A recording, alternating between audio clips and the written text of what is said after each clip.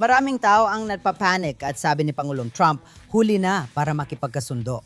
Tayo ang nananalo at tinalo natin sila. Pero umatras siya. Umatras siya dahil may mga lihim na pag-uusap na nangyari.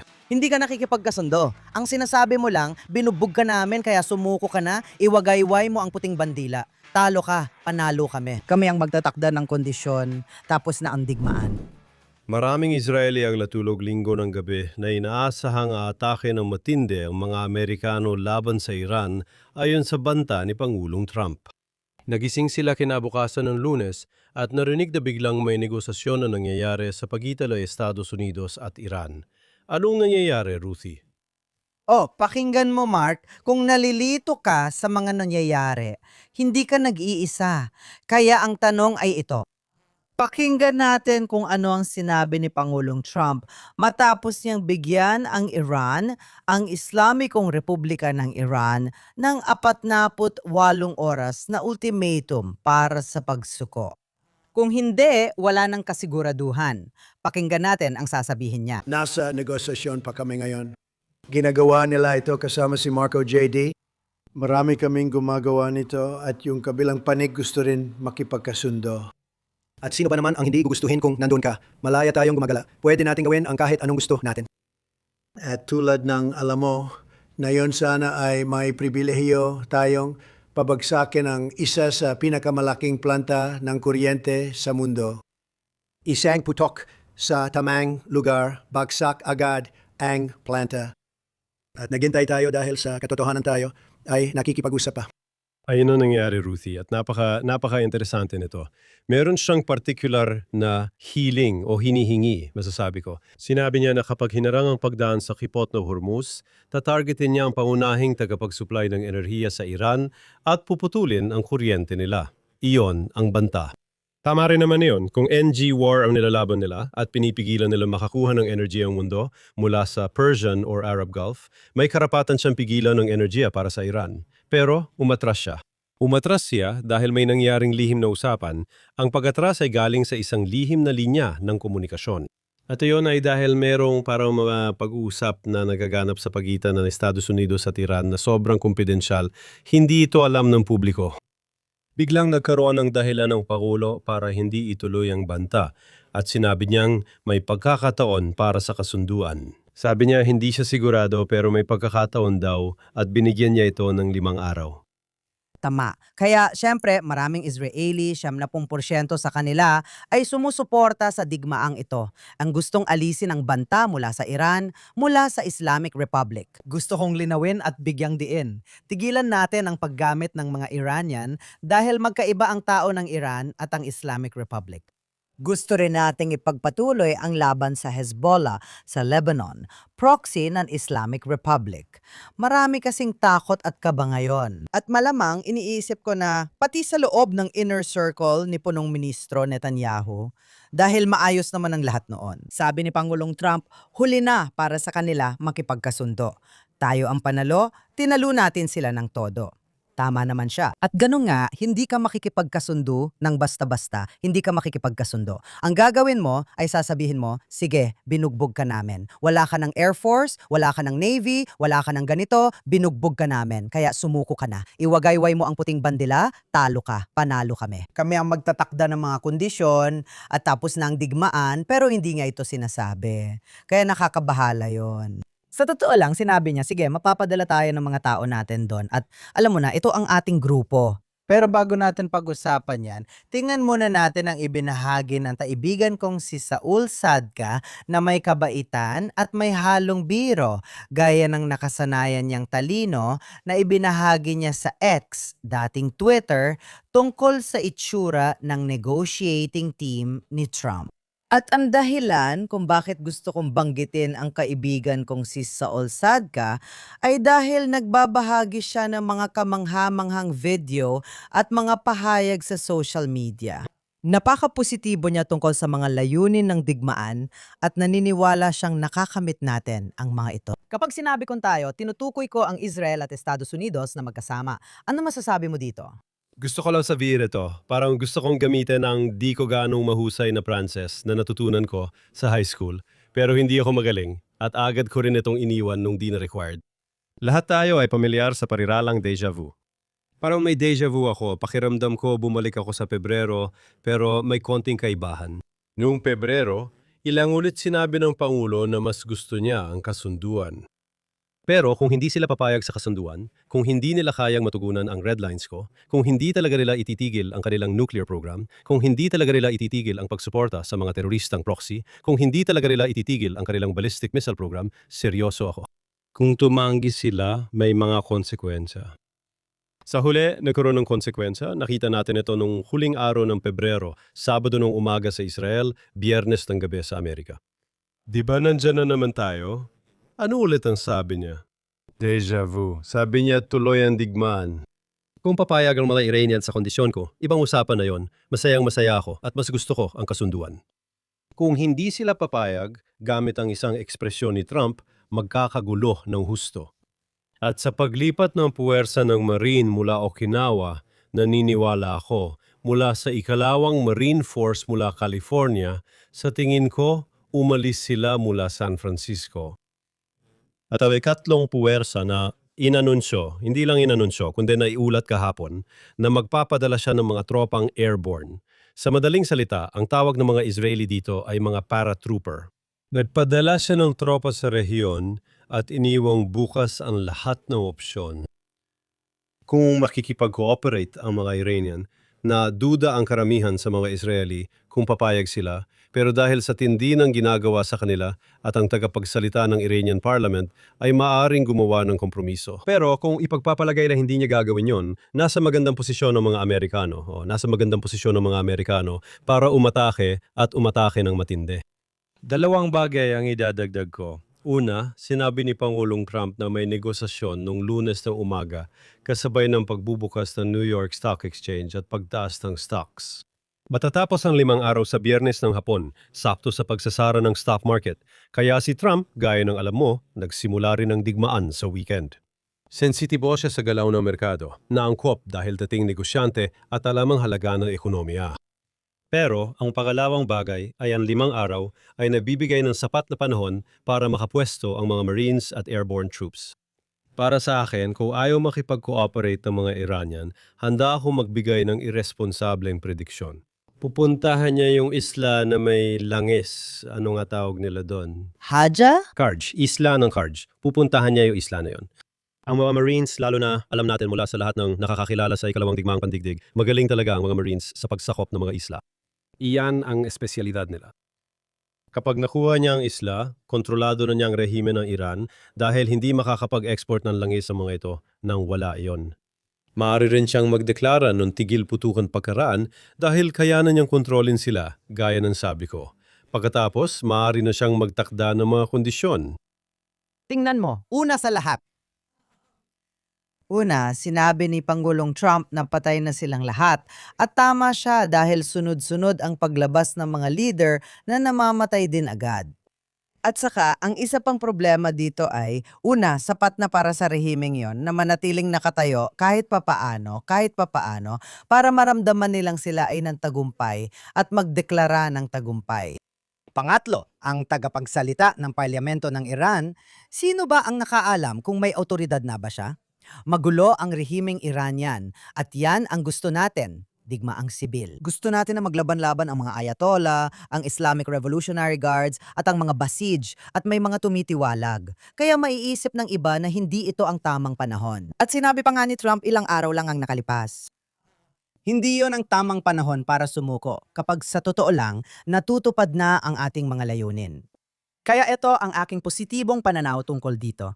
Ang positibo kong pananaw ay si Trump ay muli na namang gumagawa ng pakunywaring manyobra. Alam niyang hindi sila papayag na wala ng nukes o iba pang hinihingi. Kapag pumayag sila sa lahat ng kondisyon ni Trump, hindi na sila magiging Islamic Republic. Kaya hindi sila papayag dito. Sabihin na natin, nag-aalala ang mga tao o iniisip nila, Nako, baka si Trump talaga. Kasi nag-aalala siya tungkol sa midterm election sa Nobyembre. At alam mo na, hindi ganun kasikat ang digmaan sa Amerika kumpara dito at lahat ng iyon. Ganito kasi, pero ito masasabi ko, bakit nakakagulat pa rin siya kahit alam natin may mangyayari? Alam na nating may paparating na digmaan nang sabihin niya ito sa mga Iranian, gaya ng sinabi mo dati. 30,000 ang pinaslang, pero sinabi niyang may darating na tulong. Lahat ay naghanda para sa malaking pagsalakay, pero hindi ito nangyari sa loob ng ilang linggo. At kahit inaasahan natin, nagulat pa rin tayo. Ito ang inaasahan ko at umaasa akong ganito rin ang nangyayari ngayon. Inamo niya ang kung sino man kapag sinabi mong mga Iranian, wala namang kahit ang rehimen, sino ba talaga ang namumuno? Ang pangunahing, ang susi, alam mo, ang anak ni Ayatollah Ali Khamenei, si Mujtaba, baka nasa coma. Hindi natin alam kung nasaan siya. Ang tanging nakita lang natin sa kanya ay isang cardboard cutout lang. Hindi natin alam kung sino ang namumuno dahil nag-aaway sila sa pamumuno sa rehimen. Ganito kasi yon. Posible kaya na ang lahat ng ito ay ginagawa niya para pakalmahin ang kilusang kontradigmaan sa Amerika? Tinutulungan niya ang mga merkado, gaya ng sabi mo, dahil kapag napakalma niya ang mga ito, hindi na tumataas ang presyo ng gas at iba pa. At habang nangyayari yon, niloloko niya ang rehimen sa Iran. Sinasabi ko na optimistiko ang pananaw ko at gumagalaw ang mga tropang yan kasabay ng pagdating ng aircraft carrier at fighter jet na paulit-ulit nating binabanggit. Pero hindi pa nagsisimula ang digmaan. Gusto kong maniwala na walang nasasayang sa bawat galaw ng mga tropang yon. Sinabi ko, isa sa hula ko ay muling magsisimula ang digmaan sa weekend. Tama? Kukunin niya ang isla, kaya kailangan niya ang mga Marines at iba pa. By the way, tuloy pa rin ang digmaan. Tuloy pa rin ito. Walang tigil putukan. Naipit kami sa bomb shelter habang papunta rito ngayon. Sige, yun ay mga misil na pinaputok sa amin. Ang ibig kong sabihin, patuloy pa ring bumubomba ang Israel at Estados Unidos. Ang sinabi niya talaga ay titigil kami. Hindi namin bubombahin ang inyong pasilidad ng enerhiya, pero hindi rin sinabi na hindi namin papatayin ang mga leader o bubombahin ang iba pa. Pasensya, may ulat lang kasi. May ulat na hiniling niya sa Israel na huwag patayin ni Speaker ng Parlamento dahil siya ang kanilang kausap. Sinabi rin niya na may paunang kasunduan na siya, na mukhang ito ang kasunduan na pinapayagan na ngayon ng mga Iranian na ipinangako nila. Magiging interesante kung matutuloy ito. Pinayagan nila ang trapiko sa Kipot ng Hormuz, kaya bumuti ang presyo ng langis. Sinabi niya na may lihim silang ginawa at kalaunan ay inihayayag din nila ito. Akala ng lahat ay para payagan tayo. Binigyan nila tayo ng regalo, ang regalo. Anong klase regalo yun? At sinabi niya na may nahanap siyang tao sa kabilang panig na kayang tumupad. Ngayon, isa sa problema natin dito, Israel at Estados Unidos, sinabi ng Amerika na walang kondisyon na pagsuko sinuportahan mo at sinuportahan ko rin. Sige, bumabalik ito kina Churchill at Roosevelt. Sa tingin ko nung nakita sila sa Canada o baka sa North Africa sa Atlantic Declaration. Baka mali ako, kukumpirmahin ko yon mamaya. Mula ikalawang digmaang pandigdig, sinabi ni na Churchill at Roosevelt na walang alternatibo, dapat sumuko ang mga Nazi at Aleman ng walang kondisyon. Ang problema para sumuko ng walang kondisyon, kailangan ng leader na may otoridad. Sabi mo rin, at maaring tama, na may sitwasyon na ang Basilij ay lumalaban sa revolusyonaryong gwardiya na kalaban din ng mga ayatollah at walang may kontrol. At kailangan mo ng isang tao na susuko kung gusto mo ng walang kondisyong pagsuko, maliban na lang kung gusto mong salakayin at magpadala ng mga sundalong panlupa at talagang sakupin ang Tehran na sa tingin ko ay hindi naman gusto ni Trump. Sinabi niyang ayaw niya gawin yon at tininan niya ang nangyari noong panahon ni George W. Bush sa Afghanistan at Iraq. Hindi may kukumpara. Hindi, pero sabi niya, tama lang sabihing ayaw niyang magpadala ng ground forces para sumakop. Sa tingin ko, posible ang surgical strikes para kunin ang enriched uranium o sakupin ang isla. Pero hindi gusto ni Trump na sakupin ang buong bansa gaya ng ginawa sa Japan noong ikalawang digmaang pandaigdig. Kaya may issue dyan. Gaano kalaki ang posibilidad na may taong kayang sumuko ng walang kondisyon? Kung naniniwala siya dahil nakuha ang kasunduan, nakahanap siya ng tao magpapatupad. Hintayin at tingnan natin. Pero malinaw na iyon ang gusto ni Trump. Kung gaya lang sinabi ko, umabot tayo sa Biyernes o sa darating na weekend at sinabi niyang hindi sila seryoso, sangayon ako sa iyo. Palagay ko, doon magsisimula muli ang malawakang pag-ataking militar. Sa pagkakatao ito, mas marami siyang puwersa na magagamit, kaya niyang tamaan sila sa paraang hindi pa niya nagagawa noon. Uli, malinaw na target ang isla dahil gaya ng sabi ko, hawak na hawak niya talaga sila. Kaya may opsyon siyang militar, may opsyon din siyang diplomatiko. Malinaw na ang opsyon ng militar ay sana magdulot ng kasunduang maghahatid ng tagumpay. Bago matinding tinamaan ng mga Iranian, tumanggi silang makipagkompromiso. Gusto ko ring magbanggit ng positibo dahil naniniwala ka sa pagbabago ng rehimen. Kung intindihin ko sinabi mo, para sa'yo, di tagumpay ang pagbabago kung walang palit rehimen. Tama. Ipapaalala ko na mula sa digmaan noong Hunyo, 2025 hanggang sa mga demonstrasyon sa kalsada, 7 buwan ang pagitan. Minsan, kailangan talaga ng panahon para dito. Okay lang. At kung matatapos ito ngayon na talo ang rehimen, tama? Hindi man ito pagpapalit ng rehimen pero malinaw na pagkatalo para sa rehimen. Mapipilitan silang tanggapin ang mga bagay na dati nilang tinanggihan dahil naniniwala silang pagkatapos ni Trump, susubukan nilang mandaya. Wala akong ilusyon. Dahil malalantad silang mahina, posible kayong magkaroon ulit ng matagumpay na revolusyon sa Iran sa loob ng ilang buwan. Oh, sigurado ako. Pero hindi kung gagamitin ni Trump ang wika ng kanluran.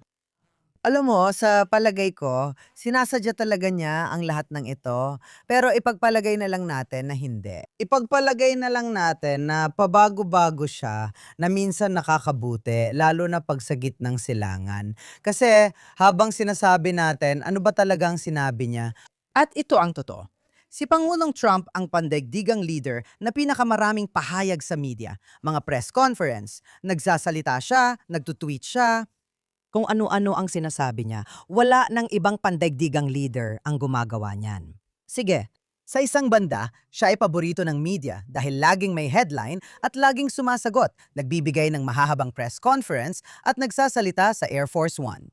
Kahit saan siya pumunta, lagi siyang nagsasalita at nagtitweet, kaya palaging may headline. Ngayon, nakakalito rin para sa atin. Kasi, bakit parang gusto nating malaman ang lagay niya bawat 5 minuto? Parang nanonood ka ng stocks mo sa stock market na pataas, pababa. Ay hindi, ay oo, ay hindi, ay oo. Hindi mo dapat ginagawa yon. At para sa akin, nakakalito rin yon para sa kalaban. Hindi lang para sa atin. Hindi lang tayo ang napapaisip ng, nako, ano na nangyayari. Nalilito rin ang mga kalaban. At sa totoo lang, maganda yon. At kaya nga nung una pa lang, bago pa siya mahalal, sa unang termino niya, alam mo, sinabi ng mga ayatollah tungkol sa kanya, may iba't ibang pagsasalin mula sa Farsi tungkol dito. Sinasabi nila, yung taong yan ay baliw. Baliw siya. At maganda yon dahil natatakot sila sa kanya. Hindi nila alam, iniisip niya, at palagay ko, ganun pa rin ngayon. Delikado sa gitnang silangan, magbigay ng pag-asa o gumamit ng wikang kanluranin na parang kung pumayag sila dito o doon, pero hindi naman talaga sila pumapayag. Gusto nilang wasakin ang Estadong Hudyo at Estados Unidos, pero hindi nila ito kaya. Sige, alam na natin na sobrang hinana nila, nanghihina na sila, at hindi ito ang tamang panahon para alisin mo ang paa mo sa gas pedal. Kaya titingnan natin kung ano ang mangyayari. Ngayon, tatanungin kita tungkol sa mas malaking tanong. Hindi pa natin napag-uusapan ang papel ng Israel dito. At hanggang saan-saan kailangang sundan ng Israel ang Pangulong Trump pagdating sa Iran at Lebanon, syempre. Kaya kung makipagkasundo si Pangulong Trump sa mga Iranian, okay, sa kasalukuyang gobyerno ng Iran, okay, sabihin na natin sa kanyang tagapagsalita, tama?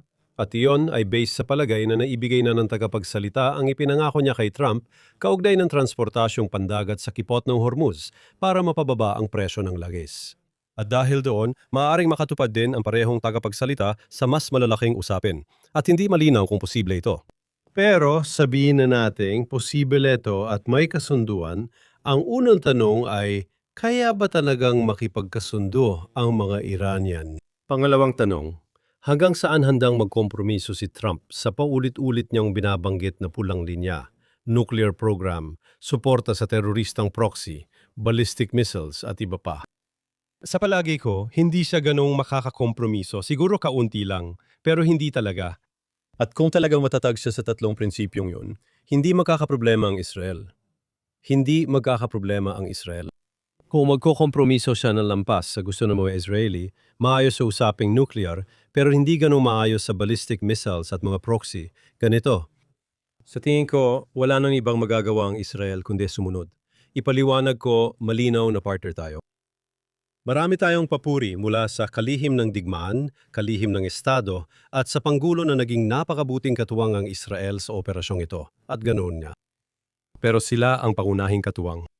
At sa tingin ko, kaugnay ng digmaan laban sa Iran, kung sasabihin ng Amerika na panahon na para sa tigil putukan, hindi ko nakikita na kailangan magpatuloy ang Israel ng mag-isa.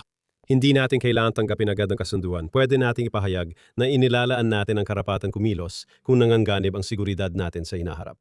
Kung ang pangunahing katuwang nagsabing ititigil na ang labanan, sa tingin ko wala nang gaanong pagpipilian ang Israel. Sa Lebanon marami tayong pagpipilian dahil hindi sangkot doon ang mga puwersang Amerikano. Hindi inaatake ng Hezbollah ang mga Amerikano, Israel lang ang target nila. Sa palagay ko noon, sa iba't ibang administrasyon, kapag may operasyon ang Israel sa Lebanon laban sa Hezbollah, lagi nilang sinusubukang pigilan ng Israel. Hindi ginagawa ni Trump yon sa Lebanon kasi alam niyang may kakaibang pagkakataon para magdala ng totoong pagbabago, hindi lang paulit-ulit. Kaya sabihin nating tumigil ang labanan. Sa Gulpo, ang labanan laban sa Iran. Hindi ibig sabihin ito na may magbabago sa Lebanon maliban sa mas hihina ang Hezbollah. At gusto ko lang sabihin ng mabilis, may ilang napaka-interesanteng palatandaan sa Lebanon. Ang katotohanan na ipinagbawal na ng gobyerno ng Lebanon ang armadong sangay ng Hezbollah na ginawa nilang persona non grata ang embahador ng Iran at pinalayas siya at inaasahan na aalis siya sa linggo. Tignan natin kung mangyayari nga ito. Kumilos na sila laban sa Iranian Revolutionary Guards sa loob ng Lebanon. Ngayon, puro salita pa lang. Dati, tahimik doon, kaya siguradong may nangyayari na ngayon. Sa tingin ko, may sitwasyon niya. Kung magagamit ko ang aking mga kamay, na madalas ko namang ginagawa, tradisyonal nito mga dekada, mas malakas ang Hezbollah kaysa sa mahina at kawawang pamahalaan ng Lebanon. Pero habang patuloy na tinatamaan ng Israel ang Hezbollah, bumababa ang kanilang kapangyarihan na ibig sabihin kung ikukumpara, tumataas naman ang kapangyarihan ng pamahalaan ng Lebanon. Kailangan nating tuloy-tuloy na tamaan ng Hezbollah, hindi pwedeng huminto. Lumilikha ba tayo ng mga kondisyong binabanggit ni Trump? Sa totoo lang, posible bang ang Lebanon, sa halip na maging isang bigong maka-Iran na estadong terorista, ay maging tulad muli ng dati? Isang pro-kanluranin, isang mas pluralistikong lipunan. Magandang relasyon sa Amerika at Israel, may pagkakataon ng Lebanon na pumunta sa ibang direksyon depende sa opsyong militar ng Israel. Dahil dito, ipapapatuloy namin sa suporta ng Amerika ang kailangan gawin sa Lebanon kahit may tigil putukan sa Gulpo. Oo, alam mo, mahalaga talaga yan. Pero sa paraan ng pagsasalita mo tungkol sa Lebanon, parang hindi ko alam kung optimistiko ang tamang salita. Mas mapagbigay kaysa sa masasabi ko. Una, nagkaroon kami ng tigil putukan sa pagitan namin at ng Hezbollah sa Lebanon. At sinabi ng pamahalaan ng Lebanon na gagamitin ang kanilang hukbong sandatahan para pigilan ang Hezbollah. Ngunit hindi nila ito ginawa. Iyan ang mahalaga. Pangalawa, ipagbawal ang Hezbollah bilang puwersang militar. Kasama rin ang Hezbollah sa sandatahan at parlamento ng Lebanon. Sabi mo may gobyerno at may Hezbollah. Hindi. Ang Hezbollah ay mahalagang bahagi ng militar at pampulitikang sistema ng Lebanon. At huwag mong paghiwalain gaya ng ginagawa noon ng Hamas. At ang Hezbollah may military wing at may political wing. Kalokohan yan, okay? Isa itong teroristang organisasyon. At wala itong, ito lang, alam mo na, ito ang kanilang political wing. Hindi. Sige, na yon, tama ka talaga. Si Pangulong Trump at ang administrasyon niya ay hindi kailanman pinigilan ng Israel sa pagharap sa Hezbollah. Pero sa ngayon sa Israel, may malaking pag-aalala. At hindi lang ito sa mga residente ng Hilagang Israel na tunay na nasa panganib. Lagi, may pag-aalala na baka bumalik tayo sa dating paraan, yung tinatawag nating mga konsepto. At maniwala na, alam mo yon, ayos lang, basta napaatras lang natin ng kaunti ang Hezbollah. Sige, nasira natin ang Sandata at Lagusan. Napaatras natin sila sa Ilog Litani. Pero maraming tinig sa Israel na nagsasabing hindi pa sapat yan. Kailangan walang laman ang buong lugar na yan sa timog ng Ilog Litani hanggang sa hangganan ng Israel. Dapat walang sinuman sa mga taong iyon ang nasa lugar na iyon. Lahat ng pupunta roon ay dapat ituring na teroristang Hezbollah. At wala na yung paulit-ulit nating sinasabi ng ilang dekada na wala tayong galit sa Lebanon. Hezbollah lang. Wala tayong galit. Wala tayong galit. Pasensya na. Wala tayong galit sa mga tao sa Lebanon noon. Pero sila dapat ang nag-ayos nito at hindi nila ginawa. Kaya pasensya na, galit na tayo sa kanila ngayon. At alam mo, itong ideya na ito, alam kong gusto ng lahat na sabihin na ako'y, alam mo na, mahilig sa gyera at wala akong pakialam sa pagpatay ng mga inosenteng tao. Nag-aalala ako sa pagpatay ng mga inosenteng tao. At ang pamilya ko ay mga inosenteng tao. At sinusubukan nila akong patayin. Ang kailangan lang nilang gawin ay tumigil. At titigil na ang lahat ng ito. Iyan ang issue dito. At alam mo, sawang-sawa na ako sa mga anti-Zionist at mga anti-Semite na nagsasabing, ang Israel ang umaatake. Hindi ang Israel ang umaatake. At may isa pa akong idadagdag. At yon ay si punong ministro Netanyahu nang mapansin niyang lahat ay nagpapanik. Naku, matatapos ba ang digmaan ng walang tagumpay? Sinabi niya, sisiguraduhin kong mapapangalagaan ang mga interes ng Israel. Ganito niya ay pinapakita na kasangga siya ni Pangulong Trump at hinding-hindi gagawa ng anuman para salungatin siya. Gayunpaman, may interes ang Israel na wala ang Estados Unidos at sinusubukan niya kaming bigyan ng katiyakan. Kung mapagkakatiwalaan natin ito o hindi, panahon lang ang magsasabi. Ipinalala ko na sa talumpati ni Trump sa Knesset matapos ang Gaza deal.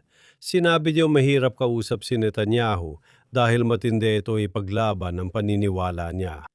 Sa huli, nagkakasundo kami. Binibigyang diin ko lang ang sinabi ng Pangulo. Nirerespeto niya ang punong ministro dahil ipinaglalaban nito ang interes ng Israel. Kaya may basehan doon. Pag-usapan ko ang sinabi ng Ministro ng Depensa ukol sa Lebanon, halos tulad ng iyo pero mas detalyado. Sinabing Ministro ng Depensa na lahat ng lugar sa timog ng Latani, tama, ay mapapasailalim sa kontrol militar ng Israel na isang malaking bahagi ng timog Lebanon. Taon-taon at dekada-dekada na tayong inaatake mula sa timog Lebanon pero sa wakas, titigil na ito. At sinabi niya, mananatili kami roon hanggang sa may pakita ng gobyerno ng Lebanon, hindi lang sa salita, kundi sa gawa, na hindi na kailangang manatili roon ang Israel. Kailangan tanggalan ng armas ang Hezbollah. Kaya binibigyan niya sila ng dagdag na dahilan kung bakit kailangan nilang harapin ang Hezbollah. Dahil kung hindi, bahagi ng kanilang bansa ay mapupunta sa kontrol ng Israel. Sinabi rin niya na alis na tayo sa Timog Lebanon o kung saan inilikas ang mga tao. Iyan ang populasyon Shiite na siya naging malaking suporta ng Hezbollah. Ang pagkakaintindi ko, ang mga komunidad ng Kristiyano at may mga baryong Kristiyano sa Timog Lebanon ay nananatili sila roon. Hindi sila banta sa Israel, pero malino na kaalyado at bahagi ng Hezbollah ang komunidad ng Shia sa Timog Lebanon. Nagkaroon ng sitwasyon sa Timog Lebanon kung saan ang mga bayan ng Shia ay sinakop ng Hezbollah at ang mga sibilyan ay may mga misil sa garahe at mga lagusan sa ilalim ng bahay, kaya naging mga kuta militar ang mga ito. Mahirap maintindihan ng mga tao sa ibang bansa kung paano ginagawang kuta militar at lugar na pinaglulunsaran ng pag-atake ng isang grupong terorista ang isang sibilyang komunidad. At kung saan ang mga sundalo, sila ay shock troops o sila ay stormtroopers, sila ay mga puwersa ng Radwan o na maaring sumugod sa kabila ng hangganan tulad ng ginawa ng mga tao mula sa Gaza, tama? Kaya hindi pa bumabalik sa normal. Sasabihin mo, Ruthie, na baliw ako at di ko maiwan ng diplomasya o. Pero para sa akin, sa panandaliang panahon, ginagawa ang lahat ng ito para mapanatiling ligtas o mas ligtas ang mga Israeli. Pero sa pangmatagalan, ito rin ay isang paraan para magkaroon ng leverage sa Lebanon bilang bahagi ng sinabi ko kanina para mabago ang equation upang tunay na makapagtayo ng mas magandang kinabukasan para sa Lebanon. Hindi ako walang muwang. Ito lang ang paraan para sa mas magandang kinabukasan sa Lebanon. Sa tingin ko, nauunawaan ito ng White House kapag matinding tinatamaan ng IDF ang Hezbollah, tama? Iyan ang kailangan para gumanda ang sitwasyon sa Lebanon. Pero sa tingin ko, ang sinabi ng Ministro ng Depensa, oo, mananatili kami doon hanggat may banta sa amin, tama ba? Sila sabi niya na mananatili kami hanggat kailangan, pero sinasabi rin niya na ayusin ninyo ang inyong sarili. Ngayon, kailangang magkasundo ang gobyerno ng Lebanon at lahat ng mga taong na-displace sa loob ng bansa, tama ba? Problema ito para sa kanila kaya lumitaw ang mga salitang ito. Panahon na para sa mahinang gobyerno ng Lebanon habang ang Hezbollah ay humihina araw-araw na ibig sabihin ay lumalakas sila na gumawa ng konkretong hakbang. Kung hindi nila gawin, mananatili kami ron, kontrolado ang seguridad sa malaking bahagi ng Timog Lebanon at sila ang mag-aalaga sa mga na-displace sa Hilaga. Sa tingin ko, magkakaroon ng magandang buhay ang mga Kristiyano sa Timog Lebanon sa katamtamang panahon. Tingnan mo, wala akong pagtutol. At gusto ko nang tapusin ito sa pamamagitan ng pagbanggit kay kalihim ng digmaan Pete Hegseth na nagsabi ng ganito. Nakikipagnegosasyon tayo gamit ang mga bomba.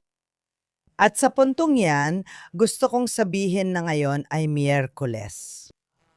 Ngayon ay Miyerkules, Marso 25, at magkikita tayong muli sa Linggo, ilang araw bago ang pista ng Paskwa. At sino ang nakakaalam kung ano ang makikita natin sa panahong yon? Pagkatapos ng weekend, mahilig kumilos si Trump tuwing weekend. At pasasabi ko lang, na yon ang ika-100 nating episode, Ruthie. 2 taon na nating ginagawa ang podcast na ito. Ika-100 anibersaryo natin ngayon, mahalaga yan. Siguro yayayain kitang magkape pagkatapos nito. Maligayang anibersaryo! Mark.